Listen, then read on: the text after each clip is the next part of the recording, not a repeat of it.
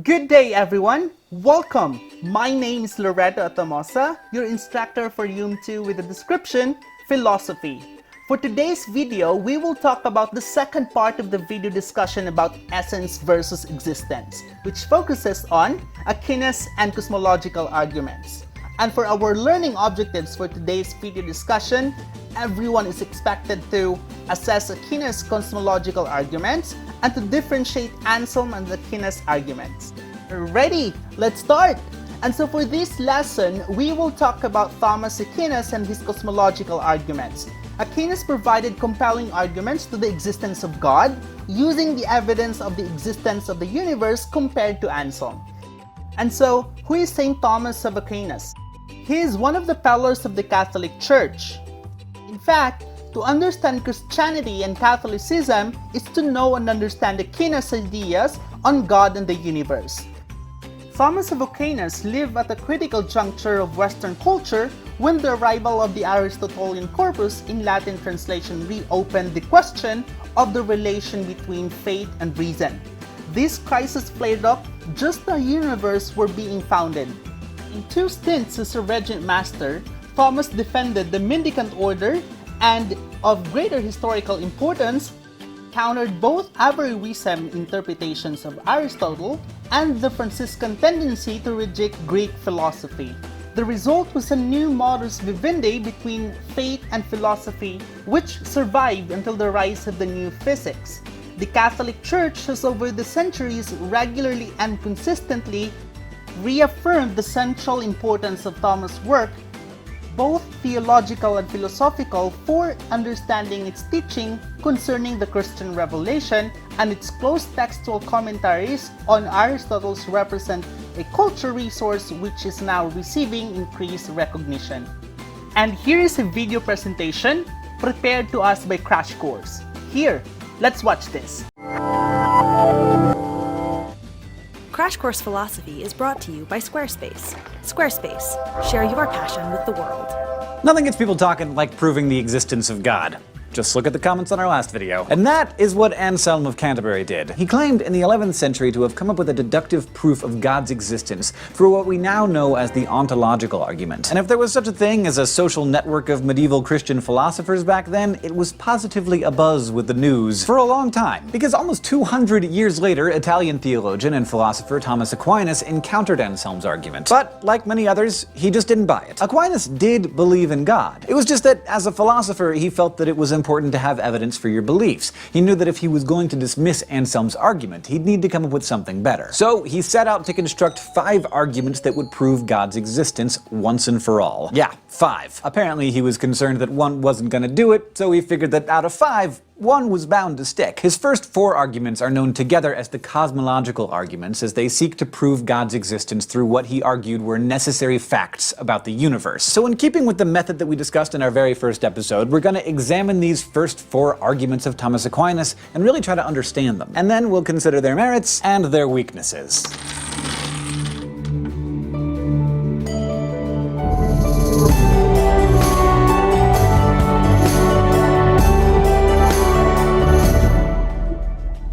Maybe the most striking thing about the cosmological arguments of Aquinas, at least to modernize, is that some of them are firmly based in the natural world. Even though he lived in a pretty unscientific time, Aquinas argued for the existence of God through his understanding of science, and with the help of what he thought was physical evidence. For example, the first of his cosmological arguments is known as the argument from motion. In it, Aquinas observed that we currently live in a world in which things are moving, and he also observed that movement is caused by movers, things that cause motion. Aquinas was convinced that everything that's moving must have been set into motion by something else that was moving. By this logic, something must have started the motion in the first place. Otherwise, you'd be stuck in a philosophical quandary known as an infinite regress. You get an infinite regress when, in a chain of reasoning, the evidence for each point along the chain relies on the existence of something that came before it, which in turn relies on something even further back, and so on, with no starting point. Basically, Aquinas thought the very idea of infinite regress was absurd, logically impossible, because it implied that any given series of events began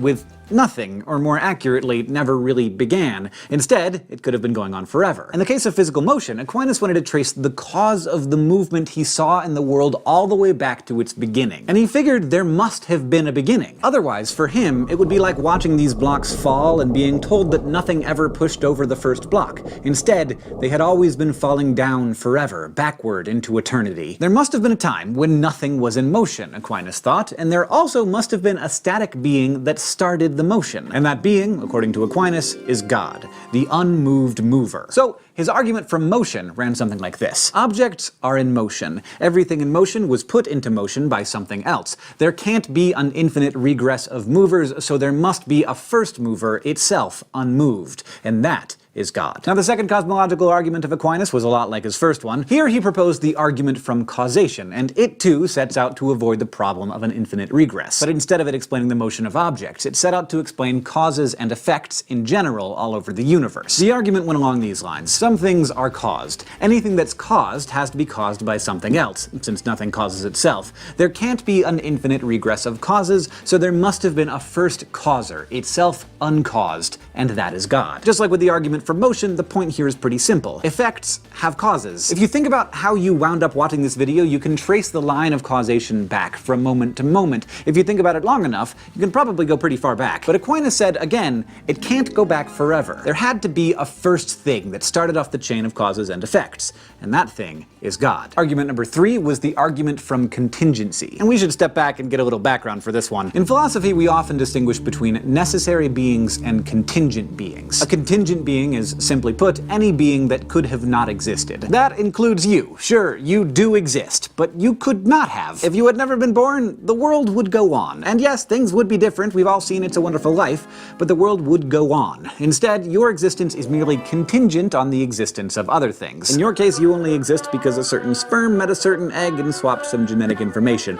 You're basically a fluke. But what does that have to do with God? Well, again, Aquinas believed that there had to be something that prevented an infinite regress of contingency. That would mean that the contingency on which everything existed would just keep going back in time. And we can't have a world where everything is contingent, Aquinas said, because then, by definition, it all could easily have never existed. So he needed at least one necessary being. A being that has always existed, that always will exist, and that can't not exist in order to get everything going. And that necessary being is God. Aquinas spelled out the reasoning of his argument from contingency this way. There are contingent things. Contingent things can cause other contingent things, but there can't only be contingent things, because that would mean that there's an infinite regress of contingency and a possibility that nothing might have existed. An infinite regress is impossible, so there must be at least one necessary thing, and that is God. Let that marinate in your brain for a minute while unpacking the next argument. This one is built on the idea that we simply need a measuring stick in order to understand the value of things. Good, bad, big, small, hot, cold, none of these concepts can exist in isolation. If you go out for a walk and you see an animal, it's like this big.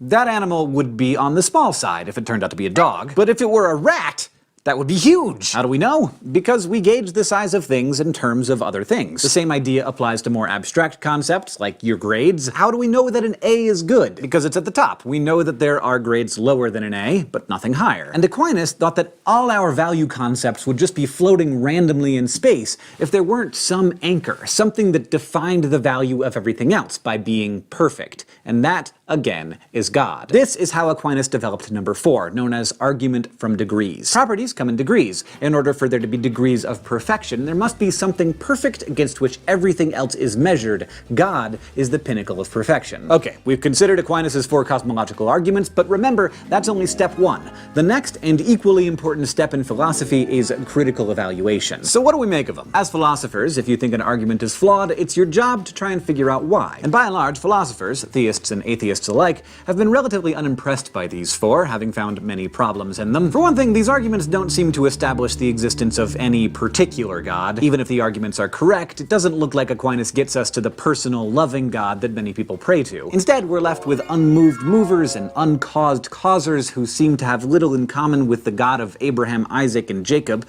the God who feels emotions and cares about his creation and answers prayers. Basically, this objection says that Aquinas' God is so far removed from the God that theists actually believe in that it doesn't help anything. But maybe you're happy just believing someone's out there, that's fine. But then, how about multiple someones? Because guess what? Aquinas' arguments don't rule out polytheism. There's nothing in any of his arguments to prove that God isn't actually, like, a committee. Aquinas' cosmological arguments also don't prove the existence of a sentient God. So it might be an old guy with a beard, it might be 6 old guys with beards, but it also might be an egg, or a turtle, or just a big block of stone. These observations have made some philosophers uncomfortable with Aquinas' ultimate conclusion. But there are 2 objections that are thought by some to be real nails in its coffin. The first is simply that Aquinas was wrong in his insistence that there can't be an infinite regress of anything. Aquinas takes it as a given that there had to be a starting point for everything, whether it's the movement of objects, or causes and effects, or contingent beings being created. But it's unclear that this is true, or why it has to be true. If infinite regress can be possible, then Aquinas' first 2 arguments fall apart. But perhaps the most significant charge made against Aquinas' arguments is that they're self-defeating. That is, they actually prove themselves wrong. For example, if Aquinas is right that everything must have been put into motion by something else,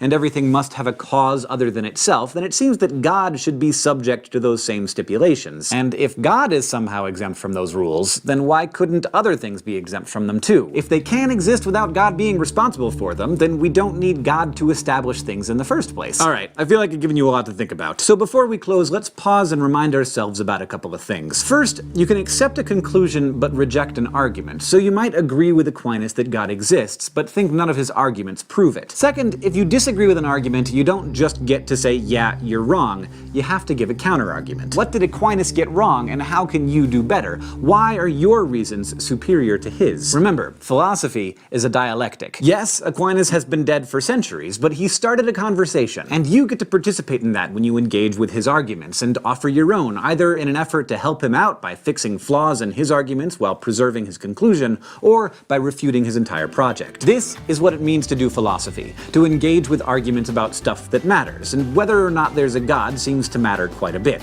particularly in the lives of theists. Today we learned about cosmological arguments and considered 4 of them. Next time, we'll look at Aquinas' 5th argument, the teleological argument. This episode of Crash Course Philosophy is made possible by Squarespace. Squarespace is a way to create a website, blog, or online store for you and your ideas. Squarespace features a user-friendly interface, custom templates, and 24/7 customer support. Try Squarespace at squarespace.com/crashcourse for a special offer. Crash Course Philosophy is produced in association with PBS Digital Studios. You can head over to their channel and check out some amazing shows like PBS Idea Channel, The Chatterbox, and PBS Spacetime. This episode of Crash Course Philosophy was filmed in the Dr. Cheryl C. Kinney Crash Course studio with the help of all of these awesome people, and our equally fantastic graphics team is Thought Cafe.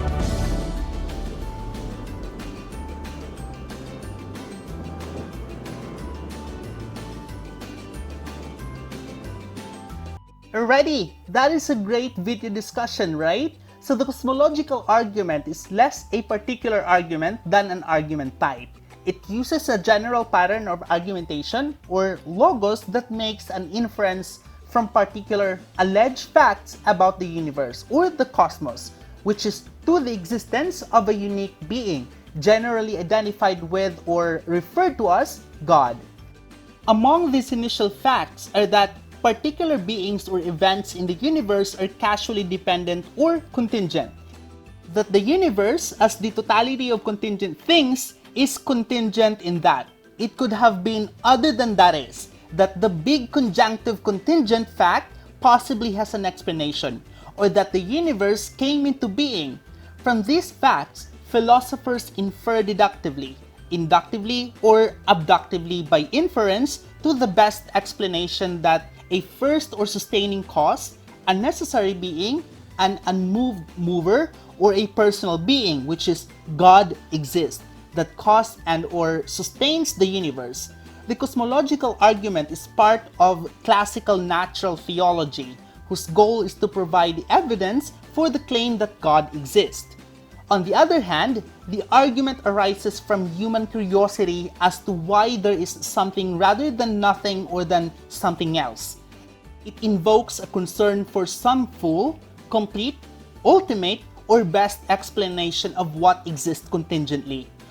On the other hand, it raises intrinsically important philosophical questions about contingency and necessity, causation and explanation, part-whole relationships, infinity, sets, the nature of time, and the nature and origin of the universe.